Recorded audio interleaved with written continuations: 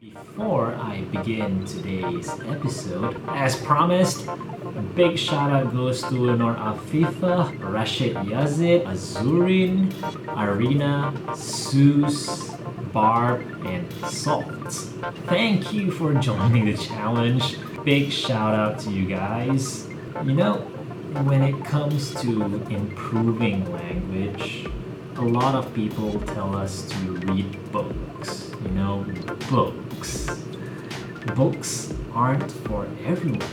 When it comes to looking for books, a lot of times we don't know what book to look for. We can't just read a dictionary and expect to be good at language. Is there any way to improve language or English for that matter without reading?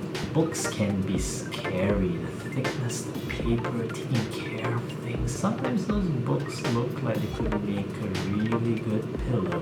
Reading a book isn't the only way to learn a language. It isn't a be-all, end-all. It is completely possible to be able to read a book without understanding a thing. So, how can I improve my language without really reading? Or, if you're not a fan of reading, how can I improve? So today I'm going to share some of my unconventional ways to get good at the English language. First, video games.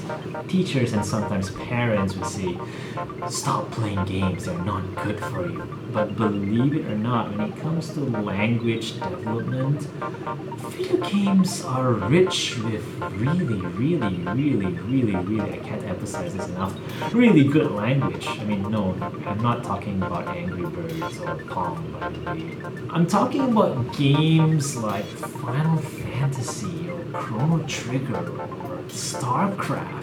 No offense to Angry Birds fans out there. I love Angry Birds myself, by the way. No, I'm not being paid by Rovio to say this, although it'd be great if they do.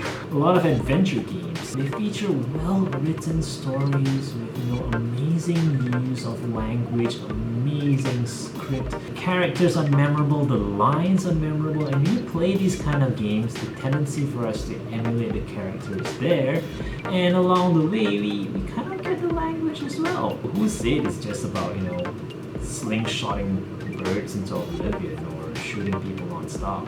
K-dramas. Now, you're probably wondering, oh my god, am I part of the army? Am I an army member, or am I an exile, or a die-hard K-drama or a K-pop fan? Wait a minute, K-dramas are in Korean. How can K-dramas help me to improve my English? Well, here's the thing. Those people behind the scenes in the studios, marketing and making these K-dramas, they're aiming for the international market. And there are amazing subtitles. And I have to say that the subtitles for Korean dramas, they are amazing. They're really good. Good choice of words. And you learn good English through English subtitles and K-dramas. A lot of dramas out there. Just ask any K-drama or K-pop fan to recommend a good drama or film from Korea. Which, by the way, the stories are really good, especially in K-movies. Why is it this way?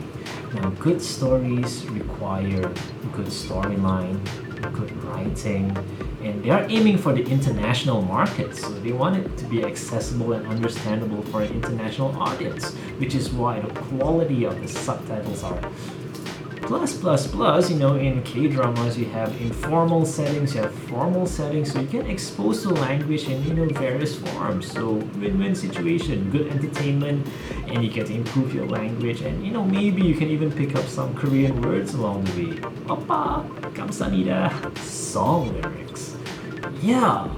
Now, I'm not talking about, the top 10 on most pop charts out there, songs by, a certain Nikki something. I'm not gonna name the person fully here. I'm not gonna bash certain artists. And, people like Project Nightfall, have covered about how, meaningless some pop songs are, but just because there are really bad pop artists out there doesn't mean that all of music is bad. If you listen to, artists like Radiohead or System of a Down, Thrice, bands like Killswitch Engage, Periphery, they write really good lyrics. I mean, look at these lyrics here from this particular song.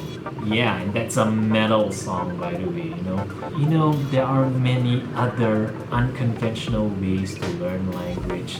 It's impossible to list them all. Maybe you yourself have some unconventional ways to learn language without really reading a traditional book, without a traditional method of reading a book.